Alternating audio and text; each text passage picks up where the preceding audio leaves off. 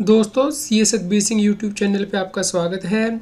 Income tax act में बहुत important judgement दी गई है। यदि किसी व्यक्ति ने ITR तो फाइल कर दी थी लेकिन उसकी एक्नॉलेजमेंट साइन करके बेंगलोर नहीं भेजी थी या E-वेरीफाई नहीं की थी और बाद में उसकी कॉन्डोनेशन की रिक्वेस्ट डाली है जो कि अभी तक अप्रूव नहीं हुई है, तो दोस्तों ITR को इनवैलिड नहीं कहा जा सकता। इसके लिए ITAT ने बहुत इंपॉर्टेंट डिसीजन दिया है।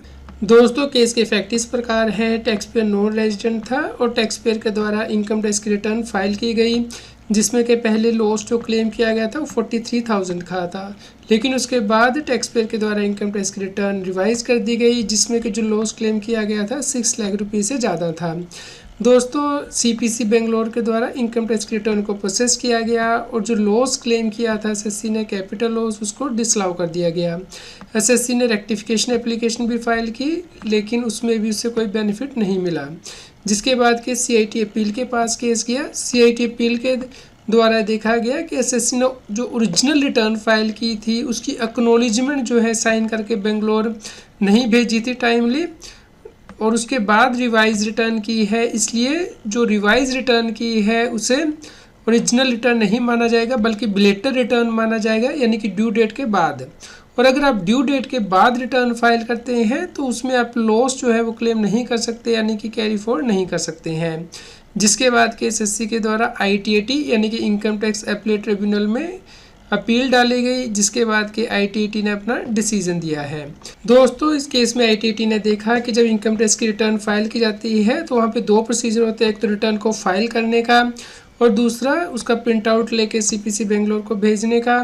तो यहाँ पे जो प्रिंट आउट लेके एक्नॉलेजमेंट CPC बेंगलोर को भेजी जाती है वो एक प्रोसीजरल एस्पेक्ट है, तो वो एक डायरेक्टरी एस्पेक्ट है, यानी कि मैंडेटरी नहीं है। और यदि व्यक्ति नॉन कॉम्प्लायंस करता है इस प्रोसीजर की तो उस केस में उसकी कॉन्डोनेशन की जा सकती है। और SSC ने इसकी रिक्वेस्ट भी डाली है CPC बेंगलोर को कि उसकी जो डिले हुई है एक्नॉलेजमेंट को सबमिट करने की उसे कंडोन कर दिया जाए। और इनकम टैक्स के पोर्टल पे भी स्टेटस आ रहा है कि e verified after due date your condonation request is forwarded for approval.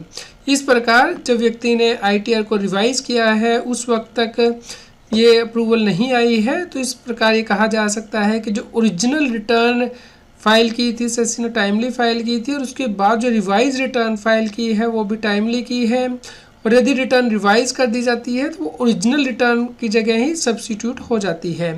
तो इस प्रकार जो SSC ने लॉस क्लेम किया है वो कैरी फॉरवर्ड किया जा सकता है। दोस्तों आप इस जजमेंट को डाउनलोड कर सकते हैं, इसका लिंक इस न्यूज़ की वीडियो डिस्क्रिप्शन में दिया गया है। तो दोस्तों यदि आपकी भी एक्नॉलेजमेंट CPC बेंगलोर पर रिसीव नहीं हुई है तो आप कॉन्डोनेशन की रिक्वेस्ट डाल सकते हैं CPC बेंगलोर के पास। उम्मीद करते हैं आपके लिए न्यूज़ यूज़फुल रही होगी। कृपया लाइक करें और शेयर करें ताकि सभी लोगों तक ये जानकारी पहुंच पाए और वो इनकम टैक्स की कॉम्प्लायंस कर पाएँ। रेगुलर GST और टैक्स अपडेट के लिए इस चैनल को सब्सक्राइब करें। फ्रेंड्स, आप TDS, इनकम टैक्स, GST और अकाउंटिंग सॉफ्टवेयर ऑडिट ट्रेल के साथ कॉम्प्लायंस आसानी से कर सकते हैं। इन सॉफ्टवेयर के डेमो देखने के लिए आप हमें मोबाइल नंबर के साथ ईमेल कर दीजिए taxil@gmail.com पर।